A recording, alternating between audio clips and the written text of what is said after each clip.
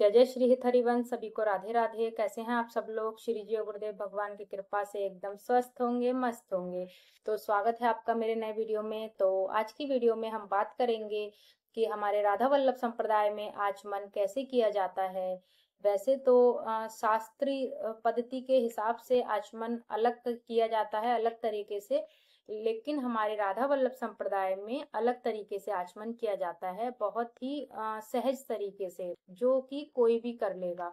तो उसी टॉपिक पे आज हम इस वीडियो में बात करेंगे। सदगुरुदेव भगवान और श्री जी की कृपा से, उनकी प्रेरणा से मुझ अधम को जितनी जानकारी है सदगुरुदेव भगवान की सत्संग सुनकर, तो वही मैं आप सबके बीच इस वीडियो में आपके समक्ष रखूंगी।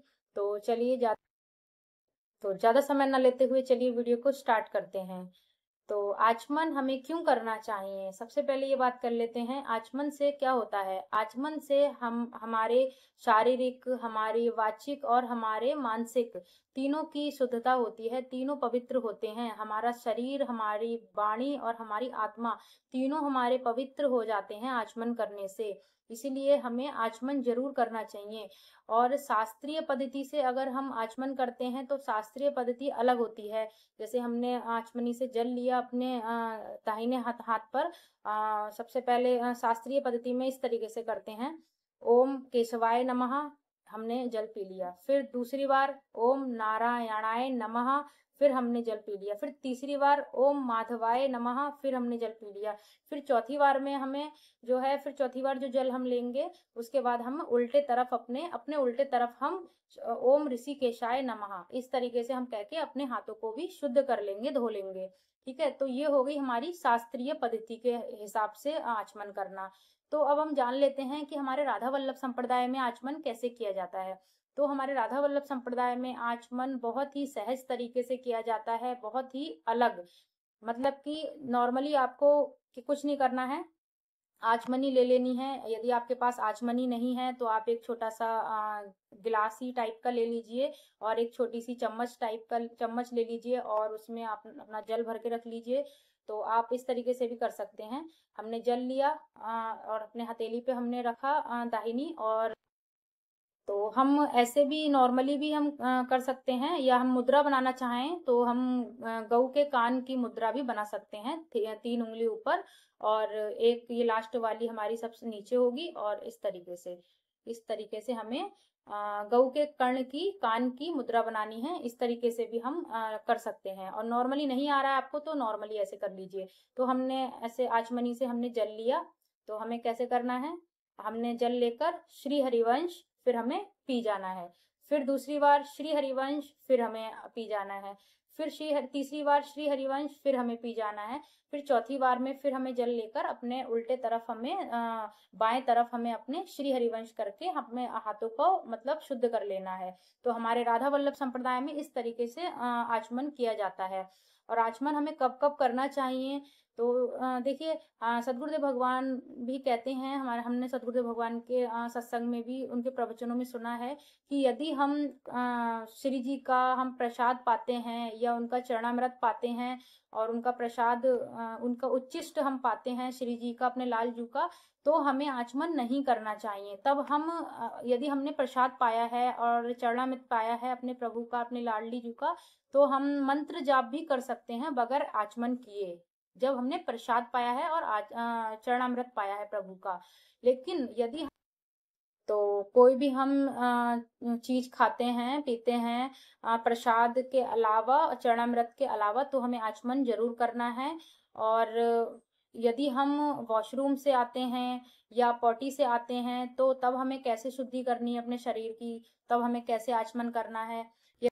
तो अब बात करते हैं कि वॉशरूम के बाद आचमन कैसे करना चाहिए। वॉशरूम के बाद पूरी तरीके से अपने शरीर को शुद्ध कैसे रखा जाए।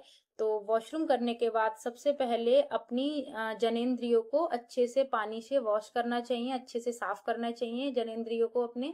और उसके बाद फिर अपने आधे आधे पैर, घुटनों तक पैर धोना चाहिए, और अपना कोहनी तक अपने हाथ धोने चाहिए दोनों। फिर फेस धोना चाहिए। यदि फेस नहीं भी धोते हैं तो भी कोई बात नहीं है, लेकिन उसके बाद हमें 3 कुल्ली करनी चाहिए। 3 बार कुल्ली करके फिर हमें अपनी आँखों पे पानी की छींट मारनी है, दोनों आँखों पे। फिर हमें अपनी दोनों मतलब अपनी फिंगर गीली करके अपनी इस तरीके से अपना फिंगर और ये अंगूठा गीला करके अपनी दोनों नाक के छिद्रों में अपना ऐसे करके डाल के और दोनों अपनी नाक के छिद्र हमें साफ करने चाहिए गीली उंगली से।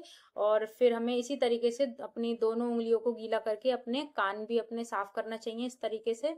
तो और इस तरीके से और थोड़ा-सा हमें जल लिया हाथ में और हमने अपने ऊपर छिड़क लेना है श्री हरिवंश कह के। तो ये हो गया हमारा वॉशरूम के बाद का पूरा शुद्धिकरण। फिर उसके बाद हमें आचमन करना चाहिए। ये सब करने के बाद फिर हमें आचमन करना चाहिए जैसे बताया गया है। ठीक है? यदि आपके कपड़ों पर वॉशरूम का कोई भी छींट आ गया है वॉशरूम करते समय, तो आपको उन कपड़ों को चेंज करना पड़ेगा क्योंकि वो अपवित्र हो जाएंगे वो कपड़े आपके। इसलिए तो आप यदि आप सावधानी पूर्वक अच्छे से कपड़ों को ठीक करके वॉशरूम यदि आप करते हैं, तब तो आप जैसे बताया है हाथ पैर धो के फेस वगैरह धो के आचमन करके शुद्ध हो सकते हैं। लेकिन यदि आपके कपड़ों पे कोई भी छींट आ गया है तो आपके वो कपड़े अशुद्ध माने जाएंगे, आपको वो कपड़े चेंज करने ही होंगे। तो इस तरीके से हम वॉशरूम के बाद जो है शुद्ध हो सकते हैं और आचमन वगैरह करके। तो पॉटी से यदि आते हैं तो पॉटी के बाद तो नहाना ही नहाना होता है। उसमें कोई वो नहीं है कि आचमन करने से या मुँह हाथ धोने से शुद्धिकरण हो जाएगा। और जो कपड़े पहनकर आप मल त्याग कर रहे हैं तो उन कपड़ों को भी निकालना है और दूसरे कपड़े आपको नहाकर पहनना है, उन्हीं कपड़ों को नहीं पहनना है। तभी आपका पूर्ण शुद्धिकरण आपका माना जाएगा, तभी आप माला जप के लिए और ग्रंथों का अध्ययन करने के लिए और पूजा पाठ प्रभु की सेवा में आप जा सकते हो। उससे पहले आप नहीं जा सकते हो। पूर्ण शुद्धिकरण करना आवश्यक है। आचमन हमें कब-कब करना है, जैसे कि हमें कोई चीज़ खा पी रहे हैं तब हमें आचमन करना चाहिए और वॉशरूम से हम आते हैं तो हमें आचमन करना चाहिए। यदि हम मल त्याग के आए हैं, यदि हम पॉटी से आए हैं तो हमें नहाना ही नहाना है। तो इस तरीके से आप कर सकते हैं।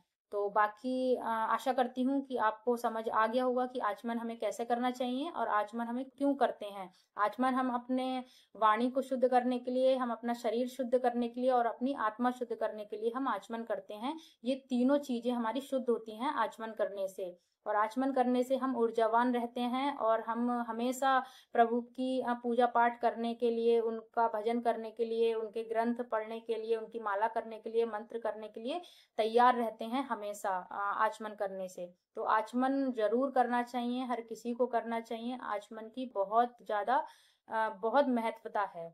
तो आशा करती हूँ आपको वीडियो अच्छा लगा होगा। वीडियो अच्छा लगा हो तो वीडियो को लाइक कीजिएगा और वीडियो और अच्छा लगा हो तो वीडियो को शेयर कीजिएगा और चैनल पर नए हैं तो चैनल को सब्सक्राइब कीजिएगा।